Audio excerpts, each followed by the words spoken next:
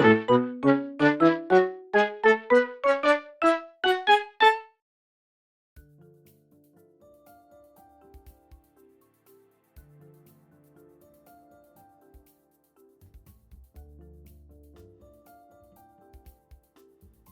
everyone and welcome back to my channel. So I was recently inspired by a video I watched by Casey Golden where she made art completely out of using fine liners.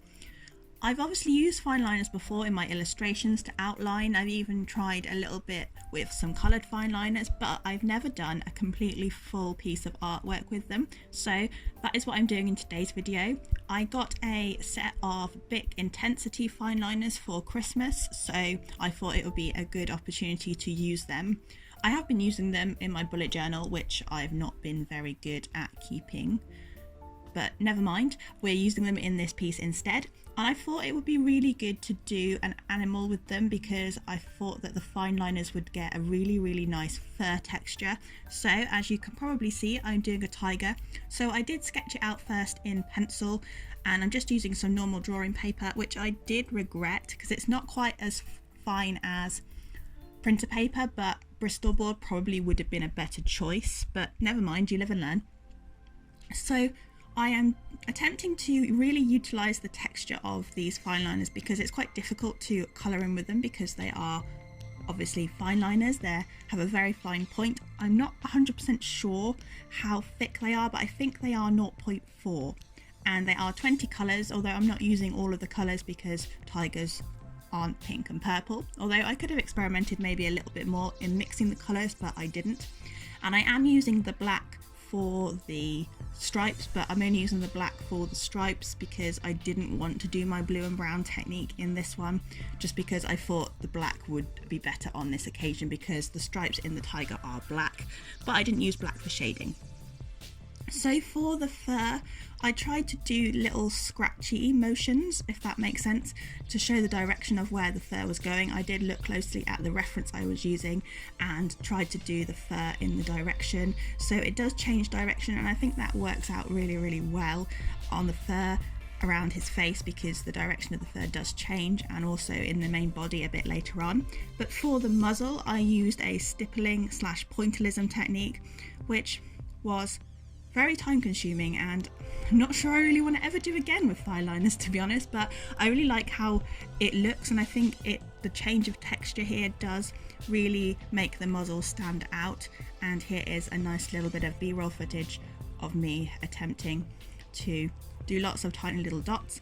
And for this one I started out with the darker colours in the shadows, so the darker brown, and then added the more orangey brown and then the yellow on top to make it a bit more orange. And I think it does work really well. I really like how the muzzle looks. I just don't want to ever do it again because it drove me a little bit mad, because pointillism does take a long time. So I do really think my choice of paper here did hold me back a little bit because these are water-based markers, and if you layer water-based markers too much, they eat into the paper, and that started to happen a little bit, whereas if I'd have used Bristol board, I probably could have been a bit more adventurous with my layering of colours. But I still really like how this piece turned out overall, and I think I really tried really hard to utilise the texture that the fine liners can give. But I did only use 2 different types of texture. I would quite like to do a bit more of doodle art with these and do a big piece with lots of little doodles that make up a big piece, if that makes sense. I don't know, I'm not completely put off using these again, but I did have to do this in 3 sittings, and for me that's a lot of sittings because I like to rush my art, and it was a real challenge in that respect to be patient and just go with it and just fill it up a bit by bit rather than just colour the whole piece straight away, because I'm used to working with markers and acrylics, a little bit of colour pencil. I do need to show patience with my colour pencil work as well, but I'm used to colouring in big spaces at a time, and obviously I couldn't do that here, so it was quite challenging, but I do really like it and I might do it again. Another thing that I did find was, because I did use the black to do the stripes, when I was going at the top of the head, especially with the lighter orangey brown and the yellow, it did look a little bit muddy. You can't really see it too much on camera. I do think it looks better on camera than it does in real life, which is usually the other way around. Usually artwork looks better in real life than it does on camera, well, for me anyway, but I do think it does look a little bit muddy. So If I did it again, I maybe wouldn't do the black first, but I wanted to map out where the stripes were, so that was my rationale for using the black, but maybe I shouldn't have done that. So if you are new to my channel, welcome. My name is Katie. I make art videos, as you can see. I do challenges, speed paints. I do have a whole lot of challenge videos on a playlist, so I will leave a link to that so you can go and see what other challenges I do. I do have my own little mouse character called Charlie. If you're a regular here, you'll know him, but if you're new, you might not, so go and check him out. If you like this video, do feel free to subscribe and make sure you hit the notification bell so you don't miss out on future videos, because YouTube doesn't always put it in your sub box because that's YouTube.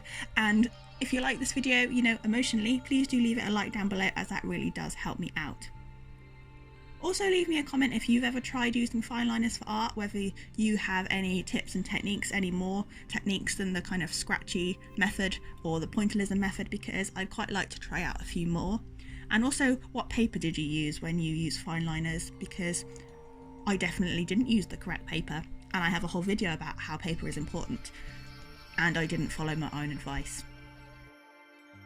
So now we've got to the main body of the tiger, and this was the biggest struggle for me because I really wanted to do bigger scratchy strokes than I was doing, because I thought that will fill it up quicker.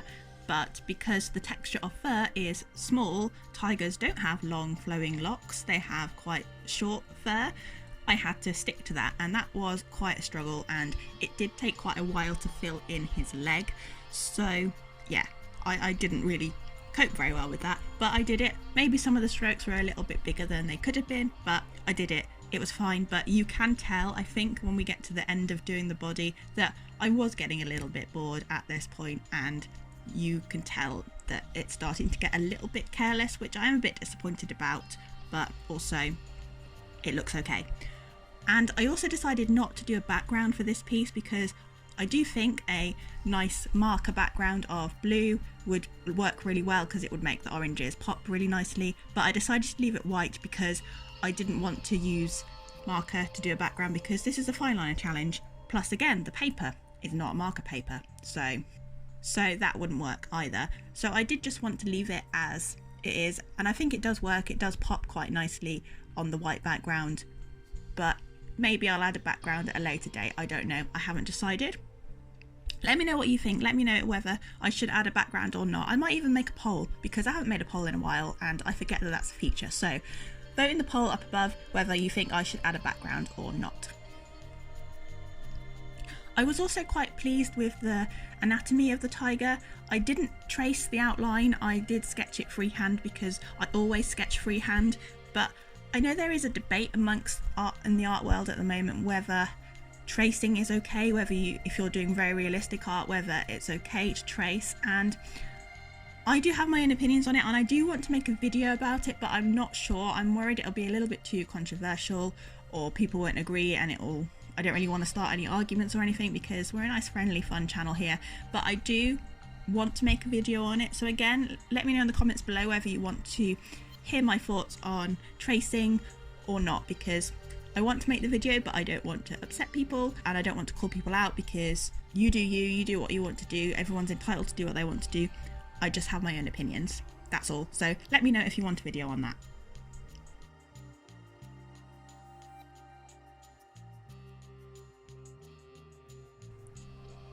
So here I am doing some scratchy motions in the leg, and you can see in real time how long this probably took me. So I don't really have much more to say about this piece other than the fact that it took a long time, and I am quite proud of it, and I do think it does utilise the textures of the fine liners. I maybe could have utilised them a little bit more, and I could have experimented a bit more with colour, so maybe I will try this challenge again, but not for a while, because it really tested my patience, and I really want to use some art supplies that cover a big space quite quickly. And once I finished, I did add the whiskers on with a white gel pen, because that was the only way I could do it, because these fine liners are not erasable. So that's what I'm doing now, just adding the whiskers with the white gel pen. So that is all for today's video. Thank you so much for watching, and I'll see you in the next one. Bye for now.